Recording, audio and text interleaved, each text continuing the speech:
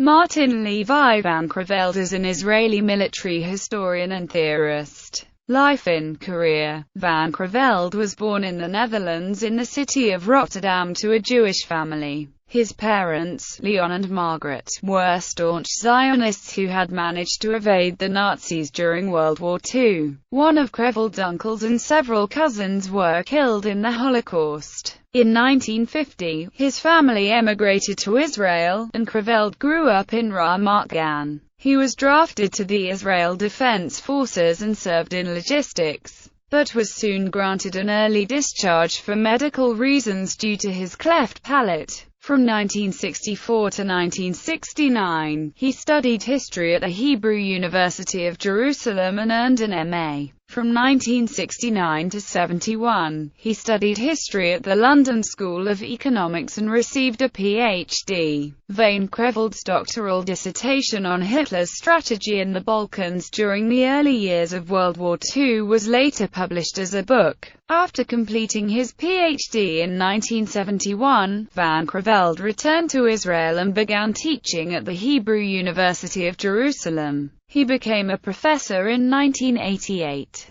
In 2007, he retired from teaching at Hebrew University, and began teaching at Tel Aviv University's Security Studies program. Van Creveld has been married twice and has 3 children. He lives in Mivazet Zion. Books. Van Creveld is the author of 17 books on military history and strategy, of which Command in War, Supplying War, Logistics from Wallenstein to Patton, The Transformation of War, The Sword and the Olive and the Rise and Decline of the State are among the best known. Van Creveld has lectured or taught at many strategic institutes in the Western world, including the U.S. Naval War College. Of particular significance is his 1991 book The Transformation of War, which was translated into French, German, Russian, and Spanish. In this treatise of military theory, Van Creveld develops what he calls the non-Trinitarian theory of warfare, which he juxtaposes to the famous work by Clausewitz, On War. Clausewitz's Trinitarian model of war distinguishes between the affairs of the population, the army, and the government. Van Creveld criticizes this philosophy as too narrow and state-focused, thus inapplicable to the study of those conflicts involving one or more non-state actors. Instead, he proposes 5 key issues of war: by whom war is fought, whether by states or by non-state actors. What is war all about? The relationships between the actors, and between them and the non-combatants. How war is fought, issues of strategy and tactics. What war is fought for, whether to enhance national power, or as an end to itself. Why war is fought, the motivations of the individual soldier. Van Creveld notes that many of the wars fought after 1945 were low-intensity conflicts which powerful states ended up losing. The book argues that we are seeing a decline of the nation-state, without a comparable decline in organized violence. Moreover, in his view, armies consistently train and equip to fight a conventional war, rather than the LICs they're likely to face. Consequently, it is imperative that nation-states change the training of their armed forces and rethink their weapon procurement programs. The book's significance is attested to by the fact that until the middle of 2008, it was included on the list of required reading for United States Army officers, and the 3rd non-American entry on the list. Van Creveld's Supplying War, Logistics from Wallenstein to Patton is now included on the list as well. In A Commander's Quest for Certainty and Battlefield Information, Van Creveld popularized directed telescope as a term to describe the use of specially selected and trusted officers as special agents or observers for the commander. In addition to his books on military history, Van Creveld has written 1 book on social issues, The Privileged Sex, which argues that the idea women are the oppressed gender is largely a myth, and that women, and not men, are the privileged gender. Views on current affairs. In addition to writing on military history, Van Creveld also comments, often pointedly, on contemporary societies and politics. In a TV interview in 2002, he expressed doubts as to the ability of the Israeli army to defeat the Palestinians. Israeli soldiers are very brave people. They are idealists. They want to serve their country and they want to prove themselves. The problem is that you cannot prove yourself against someone who is much weaker than yourself. They are in a lose-lose situation. If you are strong and fighting the weak, then if you kill your opponent, then you are a scoundrel. If you let him kill you, then you are an idiot.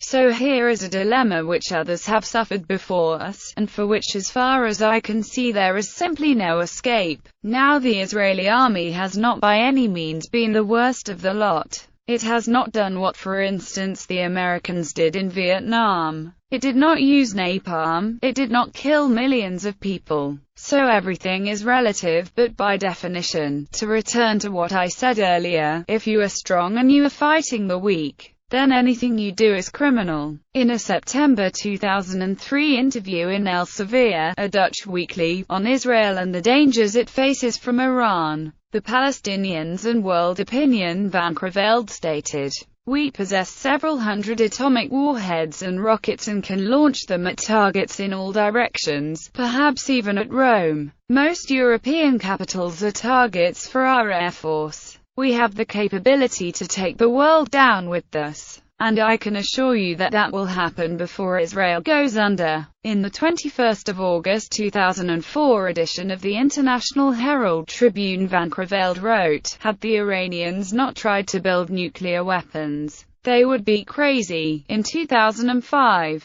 Van Creveld made headlines when he said in an interview that the 2003 invasion of Iraq was the most foolish war since Emperor Augustus in 09 BC.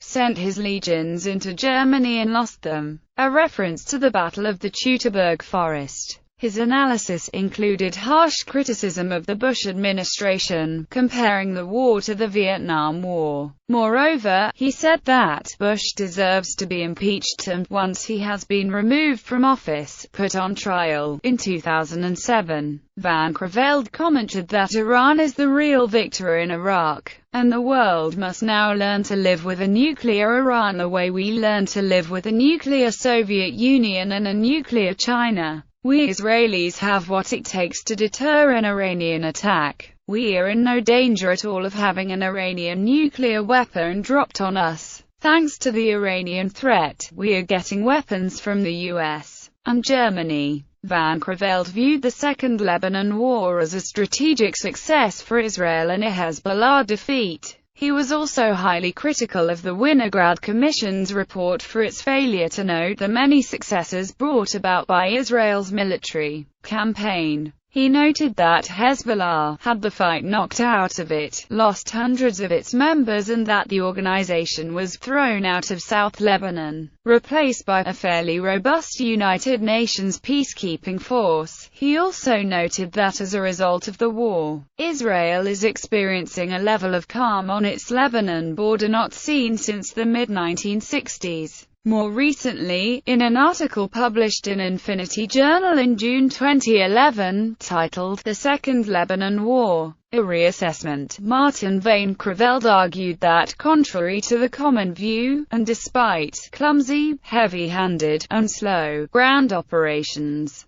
the Second Lebanon War was a great victory for Israel. He states that as a result of the war, since the middle of August 2006, all over southern Lebanon hardly a shot has been fired. In an opinion piece published in the Jewish Daily Forward in 2010, Van Creveld argued that the West Bank, far from being vital to Israel's security, is a territory that Israel can easily afford to give up. Van Creveld contended that the West Bank offers no defense against ballistic missiles from Israel's two chief enemies, Iran and Syria. Furthermore, provided that it would be demilitarized in any future peace settlement with the Palestinians, the West Bank would act as a natural barrier impeding the advance of any army endeavoring to invade Israel by land from the east. Lastly, Israel could defend itself against terrorism from the West Bank by means of a wall coupled with offensive campaigns the likes of Operation Cast Lead, and the Second Lebanon War, which successfully restored Israel's deterrence factor when the level of terrorism exceeded what Israel was willing to tolerate. Stephen Kramer, Israel correspondent for the Jewish Times of South Jersey,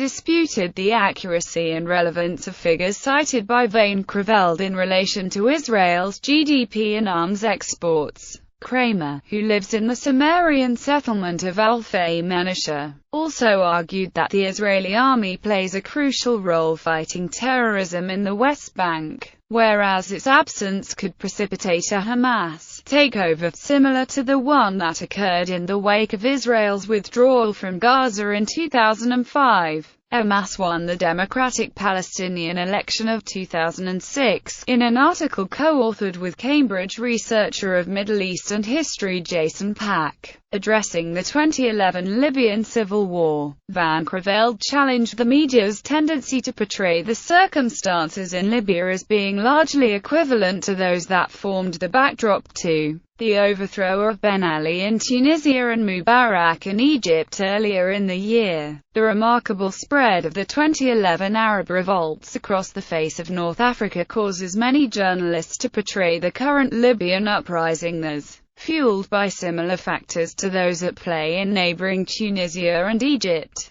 There are more differences than similarities. Van Creveld noted that Tunisia and Egypt have been coherent nation-states for well over a century, while Libyan society is still pervasively tribalist. He also observed that whereas the armies of Tunisia and Egypt could mediate the transitions between the old regimes and the new, Libya lacks a professional, non-tribal army that could function in such a role. Van Creveld blamed Gaddafi's son Saif al-Islam Gaddafi for squandering a crucial opportunity to restore order to the country and confidence, both domestic and international, in the Gaddafi regime. Van Creveld has stated that the Israeli government has vastly exaggerated the threat that a nuclear Iran poses to its security, as well as Israel's capacity to halt it. Published works. Books: Hitler's Strategy 1941-1941. The Balkan Clue. Cambridge University Press, 1973, ISBN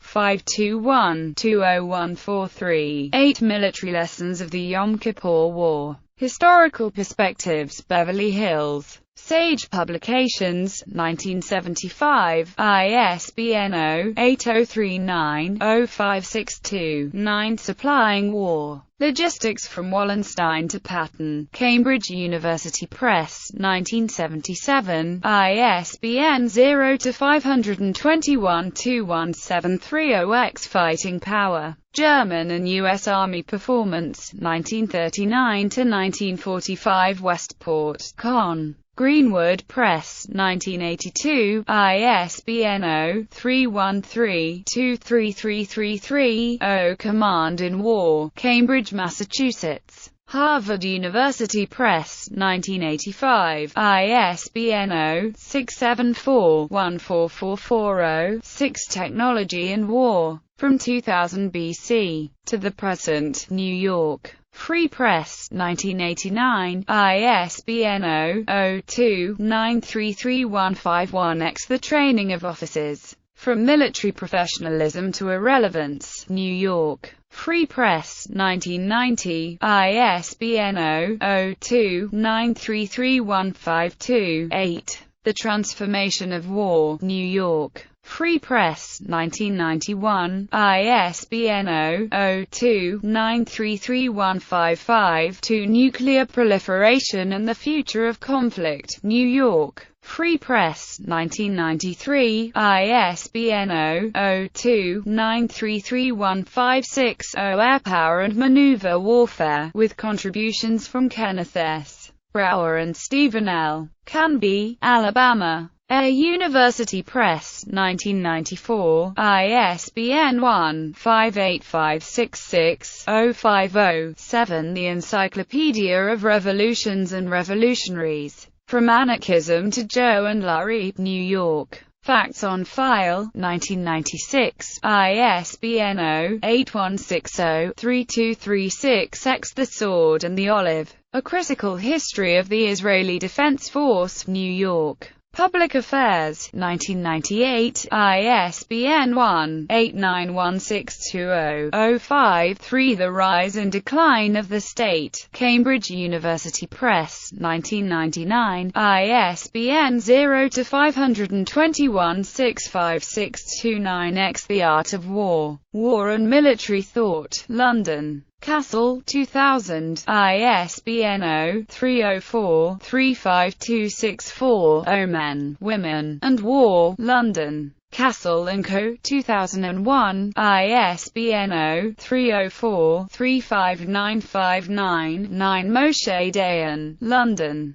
Weidenfeld and Nicholson, 2004, ISBN 0-297-84669-8. Defending Israel, A Controversial Plan Toward Peace, New York. Thomas Dunn Books, St. Martin's Press, 2004, ISBN 0-312-32866-4. Countering Modern Terrorism, History, Current Issues, and Future Threats. Proceedings of the Second International Security Conference, Berlin, 15–17 December 2004, with Katharina von Knopp and Heinrich Nietzsche, Bielefeld, WBV. Bertelsmann Verlag, 2005, ISBN 3-7639-3309-3. The Changing Face of War, Lessons of Combat, From the Marne to Iraq, New York. Presidio Press, 2006, ISBN 978-0-89141-901-3. The Culture of War, New York. Presidio Press, 2008, ISBN 978-0-345-50540-8. The American Riddle, Publisher, Ireson, 2008. The Land of Blood and Honey, New York. St. Martin's Press, 2010, ISBN 978-0-312-59678-1. The Age of Air Power, New York.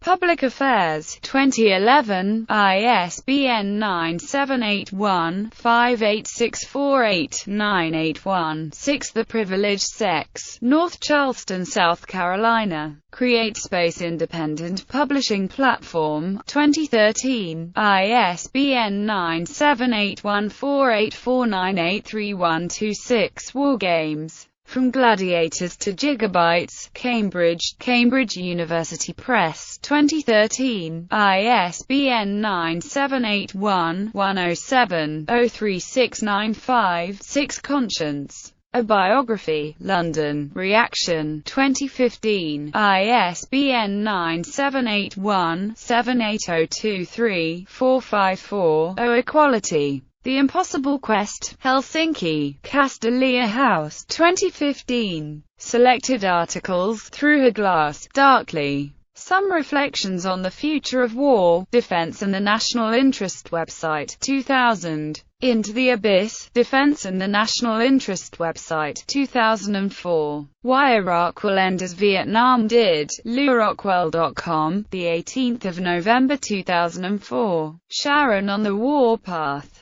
Is Israel planning to attack Iran? International Herald Tribune, the 21st of August 2004. Costly withdrawal is the price to be paid for a foolish war. The Jewish Daily Forward, the 25th of November 2005. Knowing why not to bomb Iran is half the battle. The Jewish Daily Forward, the 20th of April 2006.